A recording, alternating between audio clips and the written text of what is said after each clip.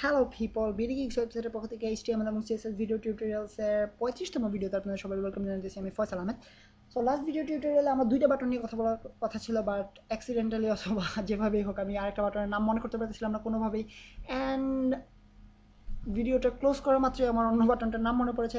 So এই বাটনটাকে বলা হয় চেকবক্স। সো চেকবক্স বেসিক্যালি আপনারা এসে অনেকে খেয়াল করেছেন যে আমরা বিভিন্ন ওয়েবসাইটে দেখেছি যে বাটনস থাকে এবং বাটনগুলোতে ক্লিক করা মাত্রই টিক চিহ্ন চলে আসে বাটনে, আই মিন মার্ক অপশন চলে আসে। আমরা অনেকগুলো অপশন মার্ক করতে পারি। যেমন ধরা যাক আমরা একটা ওয়েবসাইট তৈরি করতে যাচ্ছি, যেখানে ধরা যাক আমাদের এই ওয়েবসাইটে যেখানে আমরা মেলদের জন্য একটা সেকশন এবং ফিমেলদের জন্য একটা আলাদা সেকশন তৈরি করতে যাচ্ছি। তো সেই ক্ষেত্রে ধরা যাক মেলদের সেকশনে প্যান্টস আছে, শার্টস আছে, শুজ আছে, যেগুলো সব শুধুমাত্র মেলদের জন্য, ফিমেলদের জন্য না। দেন আমাদের ফিমেলদের ওয়েবসাইটে কী কী আছে আপনারা নিশ্চয়ই গেস করতে পারতেছেন। আই মিন এটা লিস্ট তৈরি করতে গেলে মোটামুটি আজকে রাত চলে যাবে। সো আমি কোনো চেষ্টাই করবো না ফিমেলদের শপিং মলের লিস্ট তৈরি করতে। সো ধরে নেন অনেকগুলো অপশন আছে। সো একজন, আই মিন আমি যে শুধুমাত্র একজোড়া জুতা কিনবো এমন না, আমরা সবসময় প্যান্ট কিনতে পারি, যেহেতু ঈদ সামনে চলে আসছে প্যান্ট কিনতে পারি, শার্ট কিনতে পারি, জুতা কিনতে পারি, ক্যাপ কিনতে পারি, সানগ্লাস কিনতে পারি। সো ডিফারেন্ট ডিফারেন্ট অপশন থাকতে পারে এবং তারা হয়তো বা একসাথে অনেক কিছু কিনতে যাচ্ছে। সো সেক্ষেত্রে আমরা কী করতে পারি, আমরা দেখেছি রেডিও বাটনের মাধ্যমে আমরা একসাথে ক্লিক করলে অন্যটা থেকে ক্লিক অটোমেটিক্যালি চলে যায়। বাট আমরা চাইবো যেন একসাথে অনেকগুলো সিলেক্ট করতে পারে, সেক্ষেত্রে আমাদেরকে ইউজ করতে হবে চেকবক্স। চেকবক্স অ্যাকচুয়ালি একটা লাইন ব্রেক অ্যাড করা যায়। চেকবক্স জিনিসটা অ্যাকচুয়ালি দেখ আপনারা সবাই নিশ্চয়ই অনেকখানি পরিচিত এটার সাথে, বাট কীভাবে তৈরি করতে হয় সেটা আজকে আমরা শিখবো। ধরা যাক আমাদের P your items are below, or your items are shown below. So p br, so ধরা যাক আমাদের অনেকগুলো ইয়ে আছে। যেহেতু আমরা আপুদের শপিং মলের লিস্টে যেতে চাচ্ছি না, কারণ সেটা করতে হলে আজকে সারা চলে যাবে। তো ধরা যাক আমাদের ওয়েবসাইটে প্যান্টস আছে, দেন শার্টস আছে, দেন টি শার্টস আছে, দেন সানগ্লাস, দেন শুজ। সো এমন একটা ওয়েবসাইট তৈরি করলাম যেখানে আমাদের সানগ্লাস, শু, টি শার্ট, প্যান্ট সব কিছু আছে। সো এক্ষেত্রে আমরা কী করতে হবে আপনারা দেখেন।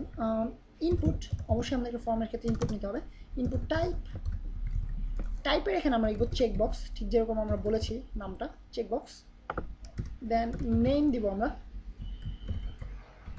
নেমটা আমাদের একই থাকতে হবে, যেহেতু সব কিছু আমাদের বেসিক্যালি ড্রেসেস অথবা ড্রেস আপ অথবা ড্রেস আপ বলা যেতে পারে, ড্রেস। সো দেন আমরা লিখব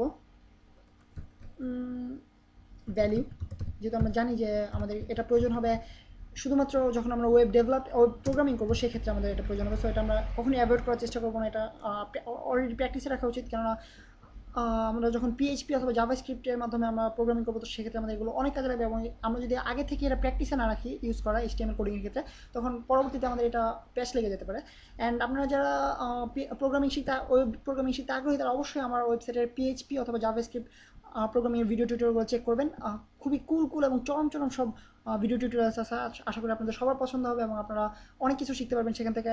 এবং চরম চরম সব ওয়েবসাইট কীভাবে তৈরি করতে হয় সে সম্পর্কে আপনাদেরকে ক্লিন একটা আইডিয়া দিতে পারবো আমি। সো আমাদের প্যান্ট ভ্যালু থাকলো প্যান্ট। দেন আমি জাস্ট আমার আলসেমির প্রমাণ দিতে জাস্ট কপি পেস্ট করে দিই।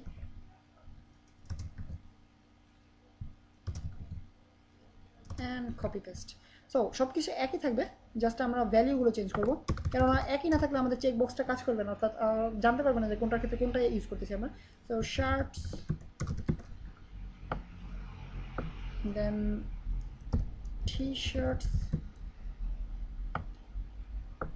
দেন sunglasses, at last shoes. So পেজটাকে যদি সেভ করি অ্যান্ড রিলোড করি, আপনারা দেখতে পারবেন।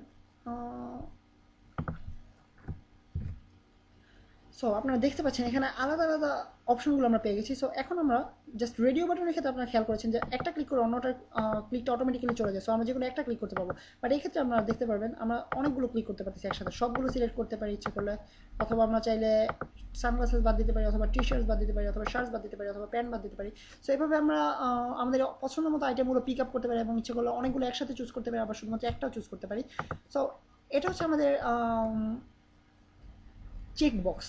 আবারও আমি নামটা আমার ব্রেন থেকে পুরোপুরি হারিয়ে গেছিলাম এবং আমি 1 সেকেন্ডের মতো জাস্ট ব্রেনের মধ্যে খুঁজতেছিলাম যে আসলে এটার নাম কি, রেডিও অথবা অন্য একটা কিছু। সো রেডিও যেহেতু আমার চোখের সামনে আছে, অথবা আমি রেডিও বাটনটা বলিনি এবং খুঁজতেছিলাম যে আসলে নামটা কি। সো এটা হচ্ছে আমাদের চেক বক্সেস। অ্যান্ড আপনারা অনেক ওয়েবসাইটে নিশ্চয়ই খেয়াল করে থাকবেন যে এই জিনিসগুলো ইউজ করা হয়, radio button, check boxes, user name.